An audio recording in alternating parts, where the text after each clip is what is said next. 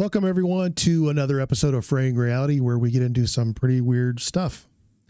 There's a recent story coming out of Nellis Air Force Base that was covered by Ross Coldhart of News Nation that's raising some eyebrows. A former nuclear security guard says that during a nighttime drill, which was an exercise that was meant to simulate the recapture of a stolen nuclear weapon, his team encountered two unidentified beings inside the restricted zone.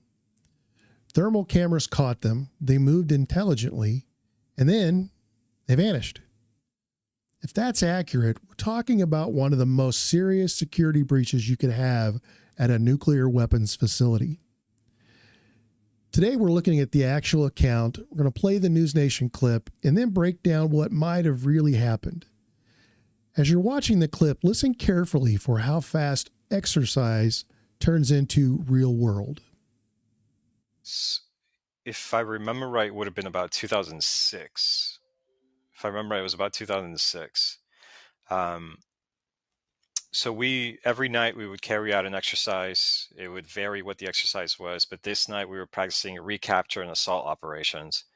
And we had a dedicated training structure for it, where it was an empty bunker, no weapons or anything in it, but it was just like the real thing. And I was on scene commander for that exercise. And when you were dealing with nuclear weapons, in normal CQB, you want to secure the perimeter of a building, and you want to make sure that your backs are covered and all this. When you're dealing with nuclear weapons, you have to get custody of the weapon immediately. So you don't take the same safety or security measures you would take. So we get to the structure. We set up the assault force. We haven't swept the desert behind us or to the sides of us because, again, you have to get to the weapon. But we have an oversight patrol who's up on high ground, and they're several hundred meters away, and they are overlooking everything. They can see everything, and they can see behind us. And if there's a threat, they can engage it with a machine gun. As our assault force is getting ready to go in, the Overwatch Patrol, Whiskey 11, calls over the radio, and they say, "Hey, be advised, you've got two individuals in the desert behind you. They're proned out in the desert behind you." And is this inside the facility or in the desert outside the fence? This is inside the facility, and it's in the desert in between streets. So in between streets where the bunkers are at, there's a. So this is a serious breach of security. This is as serious as it gets, but we assumed it was part of the exercise. Initially, we assumed it was part of the exercise. So I told the assault force, go in, and then I told the machine gunner on the Humvee that's parked in front of the doors, keep an eye out behind us, be aware, assuming, again, it's an exercise.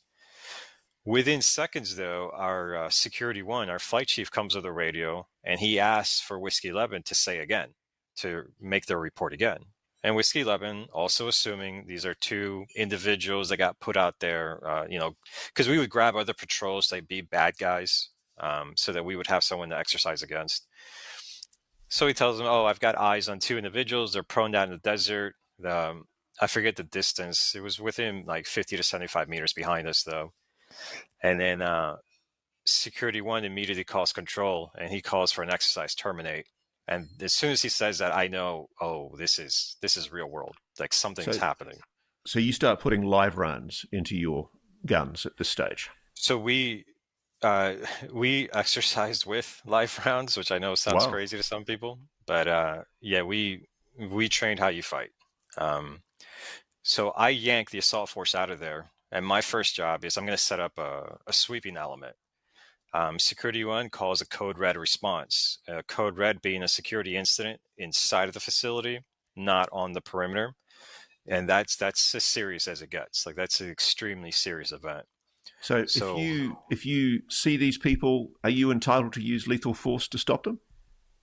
We are entitled to use lethal force. We would attempt first to apprehend them, but I mean, we had enough leeway that if we even felt that they were hostile, we could have used lethal force. But you do want to first attempt to apprehend. But that being said, we were ready to use lethal force, absolutely. Do you see what these people or beings are? So we set up the sweeping element, pushed out into the desert, and the way that I organized people was one guy would have naked eyes, the guy next to him would have night vision. That way you got two different modes of seeing. And then we also had the handheld thermals. Our Overwatch patrol that was seeing the whole thing, they could see the individuals on the thermal the entire time because they were giving us information on exactly what they were doing. And are they recording this? Is there any recording of the images? No, the thermals we had didn't have recording capabilities, unfortunately. Right. Sorry for interrupting. Keep on going, please. No worries. So as we are moving up, Whiskey 11 that's on Overwatch tells us that they're reacting to us, that they're basically adjusting to how we're approaching to constantly keep concealment between them and ourselves. That definitely tells me that these are people. We assumed they were people. They're intelligent. They don't want to be caught. They don't want to be found. So I've talked to one of the guys that was overwatching on the Humvee that was at the front of the structure, so not the machine gun team. He told me that he was getting intermittent sights of the individuals on the thermals. So he was also seeing individual thermals intermittently, but because his angle wasn't as good as the Overwatch machine gun team, he couldn't keep them constantly inside of the thermals. But from our point of view, when we got to within 15 to 10 meters of the two individuals, Whiskey 11 called over the radio and said, hey, they just disappeared. They just apparently just blinked out. We went to the position where they were at, and you could see on the ground that there was scuff marks from dragging, as if someone had been proned out and moving, crawling. With our handheld thermals, you could see residual body heat on the ground as well. That was quickly dissipating. So how many seconds after they were there did you get there? Oh, as soon as they told us that they disappeared, I told my guys to rush forward. Because once you lose sight, you can't take the risk that they're going to, I would say 3 to 4 seconds. Did you or any members of your team at any stage see these shadowy humanoid-shaped beings? The only visuals was on the thermals. Nobody that I know got eyes on outside of the thermals. Now, I understand there's an incident where you looked up at one stage and there was a figure standing about 100 meters distant. You've told me about this previously. Is this a separate incident, or is this incident? No, this is a separate incident. So what do we actually have here? Credible sounding witness who clearly understands military procedure, a coherent timeline, and a specific sensory event, thermal visuals that vanish in real time. Let's start with what could explain it. Option 1, human intrusion. There are ways to defeat thermal imaging: thin mylar blankets, thermal cloaks, even moving behind rocks or culverts that are still radiating stored heat. If someone used countermeasures, the thermal image might blink when they ducked behind a hotter background.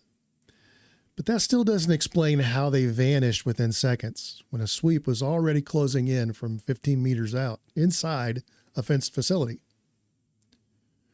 Option 2, sensor or environmental anomaly. Some thermals, especially older models from the early 2000s, had refresh delays or narrow fields of view. Desert air layers can refract heat differently, especially at night when the temperature drops sharply. That could cause a false disappearance, but not coordinated movement and concealment from multiple angles. Option 3, something else. And that's where this story starts to echo a familiar pattern. Because incidents involving unknown entities or craft around nuclear sites go back decades.